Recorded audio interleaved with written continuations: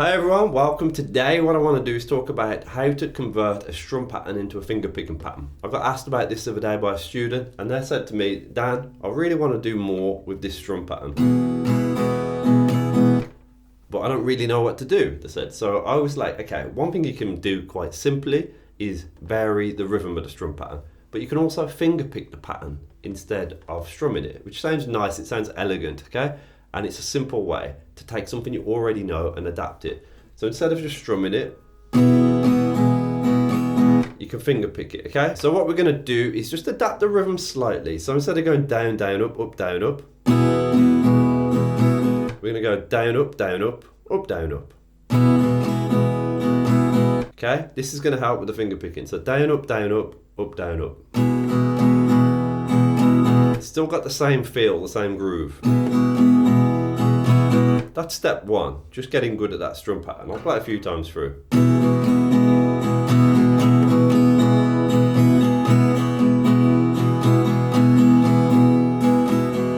Okay, now then we're going to finger pick that instead of strumming it. You can use a pick if you prefer, but this is going to be the pattern. Same rhythm, but it's going to be this. Okay, and that's it. It just sounds different straight away, but the rhythm's still there. That's the key thing. You're taking a rhythm you already know and adapting it. Okay? And all I'm doing there is low E, G, B, high E. Then the last three plucks are B, G, B. So string 6, 3, 2, 1. And that last note there is held a little bit. And then string 2, 3, 2. So in two halves, first half, second half now, and all together, and again. Okay, and that's it. You know, I'm using my thumb on the low E, index on the G, middle on the B, ring on the high E. Okay, so you could just play about with that with different chords, okay? E, you know, when you go to A, just switch your thumb to the A string. You could do like a B7 if you want a slightly bluesy sound. Or you could, you know, so you could basically, or you could adapt it even more by playing one bar of that on the E, add in this chord or bass line for the second bar with a different rhythm, okay? One of my favourite things to do in music is to play one bar with a certain rhythm and then the next bar with a different rhythm. It just sounds interesting. So the first bar is going to sound like this. Exactly what we've just done. Then the second bar is going to sound like this. Okay, it doesn't sound like too much on its own, but all together it sounds like this.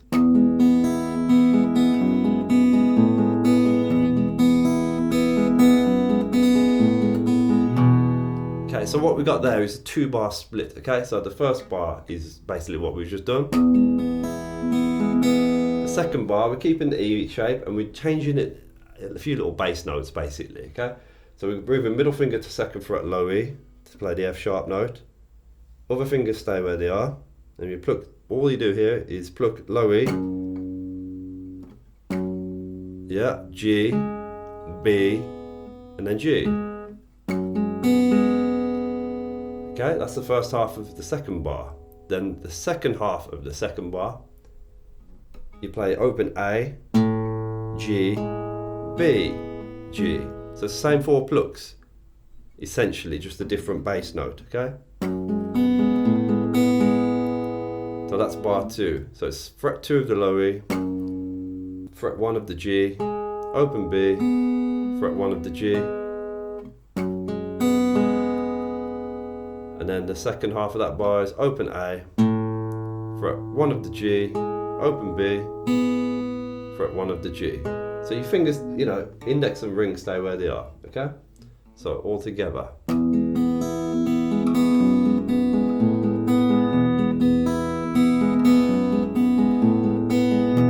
going to put the tab below this video, a simple little bit of tab to it because it's going to help you just make sense of that if you prefer to learn from tab, okay? So what do you do with that? Well, it just sounds cool straight away, but then you can go into some other stuff. You know, if it was me, I would just jam some chords after it, some big loud strumming, you know, to have the contrast between some nice little melodic picking and some big strumming. So I'd do this sort of thing.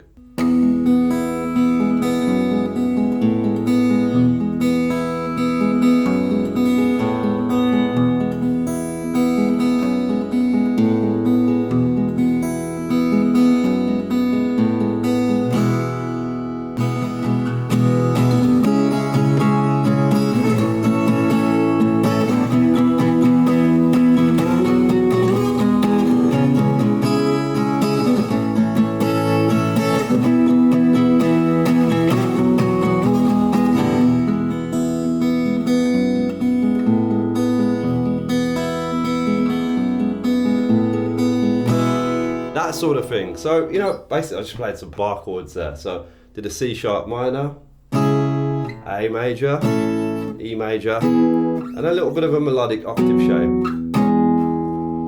which is basically fret 9 of the A, 11 of the G, with the open low E. The D string in between is muted. Then moved it up 2 frets. Just adds a bit of melody within the chord. You know, it's a bit of a modern sounding thing. Foo Fighters, Smashing Pumpkins do all that sort of stuff, which is quite cool. But you know, the original stuff, you know, well, it just sounds old school classic to me, but with a kind of fresh feel. Okay, so having those 2 different rhythms, that's the key thing.